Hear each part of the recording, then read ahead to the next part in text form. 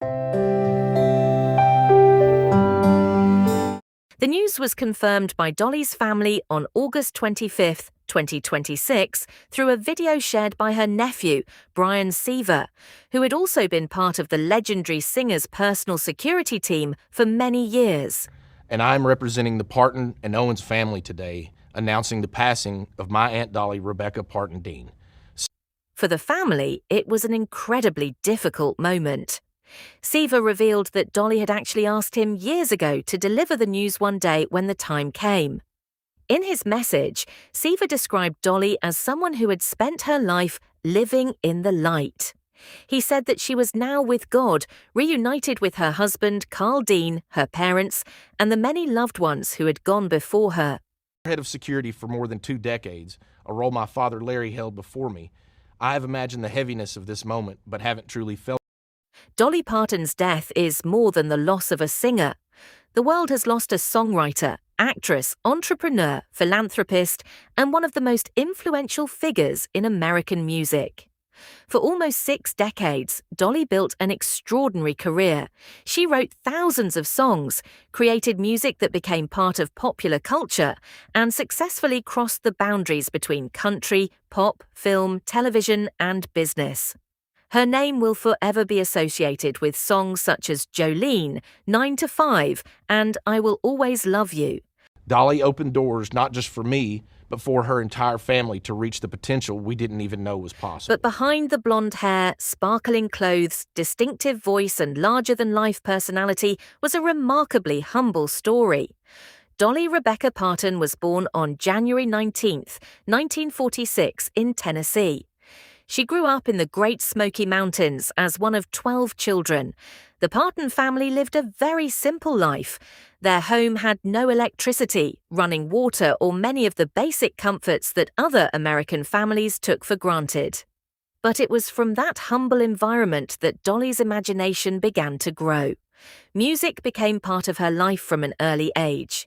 As a child, she sang on local radio and appeared on television across East Tennessee. By the age of just 13, she had already released her first recording. She eventually left her rural home and traveled to Nashville, the city that would become the center of her extraordinary career. And from there, everything changed. Dolly was not simply a singer. She became one of the most prolific and respected songwriters in country music history. One of the clearest examples was Jolene. Released in the 1970s, the song became one of Dolly's most recognizable works, and the story behind it was rooted partly in her own life. Dolly called me and said she wants to rest in a beautiful bed of plush cotton because after a life wearing heavy rhinestones. Dolly once explained in an interview with NPR that the song was partly inspired by a woman who worked at a bank and appeared to take a particular interest in her husband, Carl Dean. Dolly turned those feelings of jealousy and insecurity into a song. The result was Jolene, a deceptively simple song with such emotional power that it has remained relevant for generations. Interestingly, another of Dolly's most famous songs was born from a professional separation. I Will Always Love You was written when Dolly decided to end her professional relationship with Porter Wagoner, her mentor and business partner. The song became a major success and later found a new life when Whitney Houston recorded her version for the 1992 film The Bodyguard. Houston's version transformed the song into one of the most famous ballads of all time. But there is another fascinating chapter to the story. Elvis Presley wanted to record I Will Always Love You. Dolly had always dreamed of hearing Elvis sing her song. She even imagined what it might sound like. But the plan collapsed after Elvis's manager, Colonel Tom Parker, demanded a substantial share of the song's publishing rights. It was an extremely difficult decision at the time, but in hindsight, it became one of the most important business decisions of her life. She kept control of the song, and years later, I Will Always Love You became one of the most valuable compositions in her catalogue. Then came 9 to 5. In 1980, Dolly starred alongside Jane Fonda and Lily Tomlin in the comedy film of the same name. She also wrote the film's theme song. Interestingly, the rhythm of the song was inspired while Dolly was on set. She used her long fingernails to create a rhythmic clicking sound, which eventually became part of the song's distinctive beat. 9 to 5 went on to become one of the biggest hits of her career. It earned numerous awards and further established Dolly not simply as a country star, but as an entertainer capable of reaching audiences far beyond the world of country music. But Dolly's journey did not stop on the stage. She built businesses, developed entertainment projects, and became deeply involved in charitable work.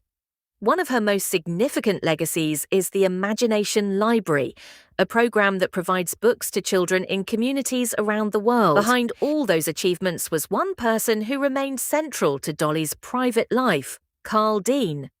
Dolly and Carl first met in 1964 when Dolly was just 18 years old. Their meeting was remarkably ordinary. They met at a laundromat in Nashville. 2 years later, they were married. Dolly once recalled taking Carl to an awards ceremony in the late 1960s. After that experience, Carl told her that he hoped she enjoyed the world of show business, but that she should never ask him to attend another one Dolly had to postpone or cancel several public appearances because of health issues. She also postponed plans for a Las Vegas residency.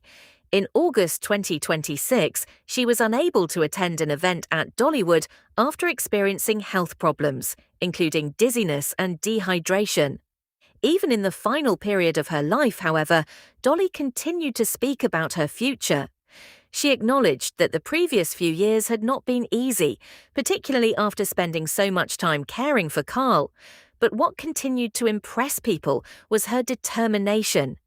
Even when her health began to affect her plans, Dolly still talked about projects she wanted to pursue. Dolly Parton was never simply a star from another era. She remained an important part of popular culture right until the end of her life. That may ultimately be her greatest legacy. Not simply the awards, not simply the record sales, not simply the number of songs that reached the charts, but her ability to turn personal experiences into music that connected with people across generations. Today, country music has lost one of its greatest voices.